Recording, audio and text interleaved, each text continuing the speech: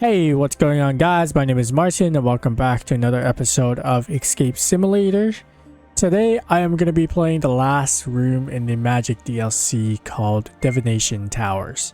As you can see, I already did play it once, but the recording was a little bit inconsistent. There was a lot of distractions and all that stuff, so I just wanted to talk about it here, re-record it, and make sure everything gets, put through pretty well. So yeah, hit the like button, click subscribe, that'd be greatly appreciated. So one of the first things, as per usual, is to go around and grab things. So the notes on the walls are important, as well as the tarot cards.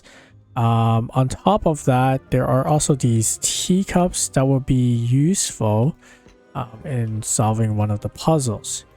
So now, once you take a look at everything around you and also see what kind of puzzles are available, one of the easier ones to solve right from the get-go is this one right here. So basically what you can see is that there are these, I guess, globes scattered around the room. So what you would want to do is, so let's take this middle one for example.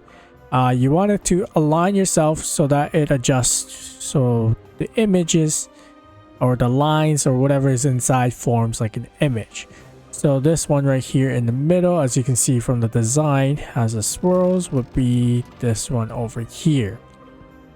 And now you want to do the same thing. So this one would be that symbol, which is right this. And then last but not least, this one right here. I think this one was a bit trickier. You just want to adjust it well. So as you can see here, it is a circle with that. Once that is complete, you press the button and you received a star pin.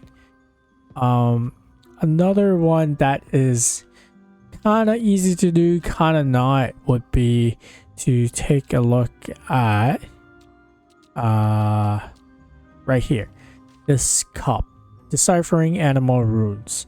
So taking a look at each cup, inside there are a specific animal, and behind the animal would be the corresponding pattern. Mostly it's covered, so you kind of need to use deduction to know that the middle one would be right there. So the number of rectangles is the number of legs, so an octopus in the middle here would be 8. Octopus right here would be 1 2 3 4 5 6 7 8 legs, and then on top of that, in the water, aquatic would be downwards triangle. So you go 1 2 3 4 5 6 7 8 downwards triangle, and that is that. So that should be this cup right here, and you just toss it out once you're done. I tossed out the wrong thing. Wanted to toss out not the tarot cards, but that. So you want to do the same thing. So this is land. Land, I believe, is a square, and then it has 4 legs. So you just go look for a square with 4 angles, and then the last one is a bird with 2 legs, and it is air. Air is the opposite of water, I guess. Maybe not the right answer, but it is a triangle. So similarly, you press that and you complete that. So next, what you want to do would be come over to this big book. So if you go outside, you take a look, you can see stars, shooting stars. So you count them. So the one on the right is 2. So you just move it over. 1 2 3 4 5. The one on the left is 5. Right there, and then the last one should be 7 if I recall correctly. So you have 1 2 3 4 5 6 7. Perfect. So once you do that, the book will shrink, and that is it for now. You would need to go to the other location in order for you to get that. So next, you want to take a look around. I think it's from taking a look around. I could be wrong. Hold Okay, yeah, at the moment I am wrong. So what you want to look for is this teleporter star, and you place the teleporter star allowing you to teleport over. So within here you can put down these pins, but you are missing one pin, so there's no point to it right now. You would come over here to this book and it opens automatically and it will tell you a story. So you have this graph indicating from the story that to confront the dragon, a weapon is needed. So the person starts off in this bottom corner. So as you can see here, this is the starting point, and he goes all the way over to this area. So this area is where you would want to put the sword, which about there. It seems like you don't need to have it fully, placed well, as long as the circle is white, that is fine. After that, you gotta go slay the dragon, which is right there, and last but not least, you go to your castle and you become the new ruler. And so yeah, as you can see, the last one didn't place within the circle properly, but it still counted because it lit up. And so yeah, the hero goes in the path and you get this self-writing quill. Is there garbage here? Shoot, I should have thrown things out. Anyways, so now you go to this note and then you come over, you just drag the pen down and then you write and you finish the note. So at the moment you don't need that.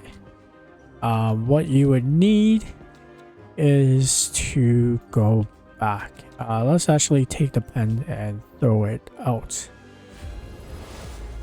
So one other thing that I forgot to grab, let's toss this out as well, and that would be a book.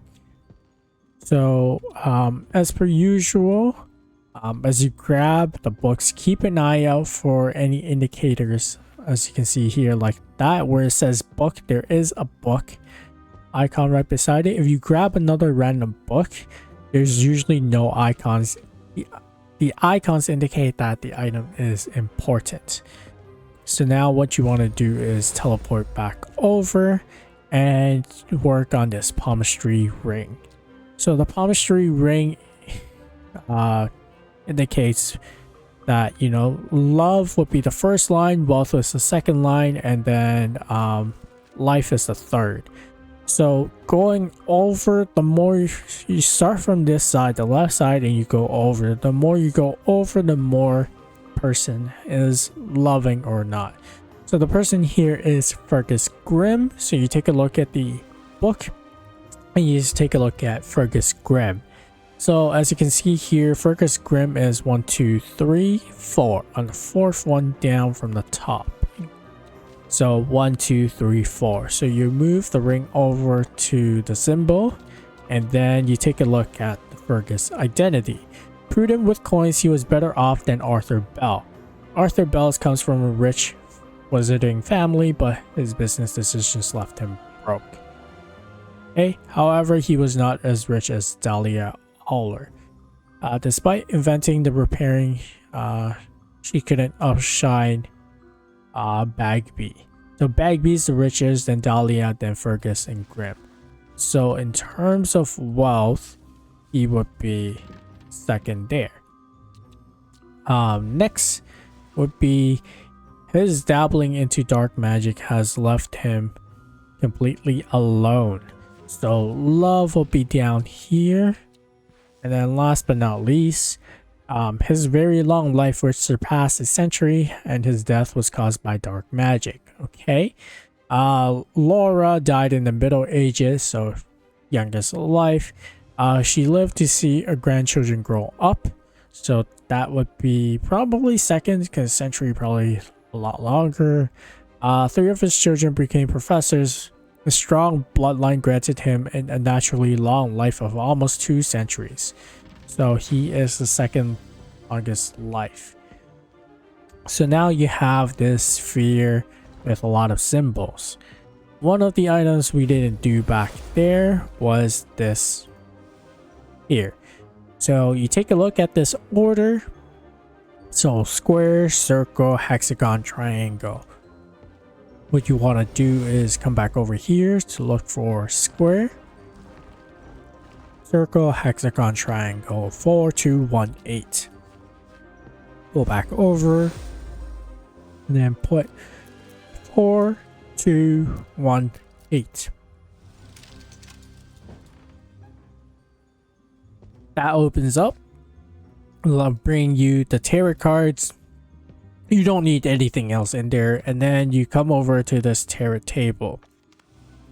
So basically what you want to do with this tarot table is to make an image, basically. So you start from this side with the trees. I think that fits. Does that fit? Yes, that fits. Maybe not.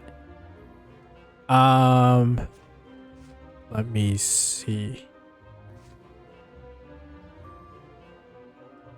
Yeah, so there is no bolt there. I go there maybe. Don't really recall fully. Here we go. And that would bring a number out, and then 41725, 41725. There is the tarot symbol here. So you put the number in 41725. So this will bring you the last star pin that is needed for the star pin puzzle. So now what do you do with the star pin puzzle? You go outside, you take a look. There you go, the 3 different symbols. So the first one is sort of like a fork. So essentially you want to do something like that. That would make the symbol. Next, oh, where you put it here doesn't really matter. That's totally up to you. So the next is that, and that. So now you want this in the middle, you want that there, you want that. Okay, so this is a bit more down, and there you go. That is the second symbol. The last symbol is that, basically a diamond.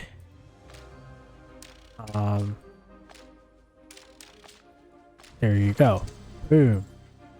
That will get you the pendulum crystal. You don't need the wizard biography anymore, and you don't need the palmistry. What you need is this pendulum divination. So you take the crystal, you put it there, and as you can see, it moves. One move indicates that it is 5. Okay, next you want to take a look at the towers, and you want to align the towers accordingly. So this one is that. Is that? Yes. So from one, I think that's correct. Yes. So you want to take a look at it and you want to align it so that from one perspective it fits the image, and then you would adjust by rotating the table over. So this one should be right here. As you can see here, moving in and out just like that is indicating of 1. So 1, 2, 3. To move this down to 3. And then next would be this one, which should be this one. So you have 1, 2, 3. Okay, so this is 7. So 8, 7, and then last but not least, you have this 1. Bring this all the way down, and there you go. So that would drop all the keys. So this was pretty bouncy. So as you can see here, bouncy key when thrown, you want to put that at the bottom. You want a key that is wiggles when touched. So that is not it.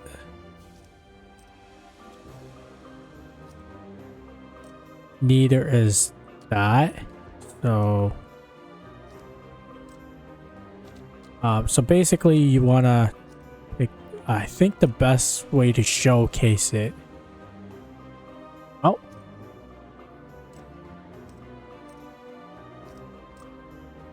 So this one repels.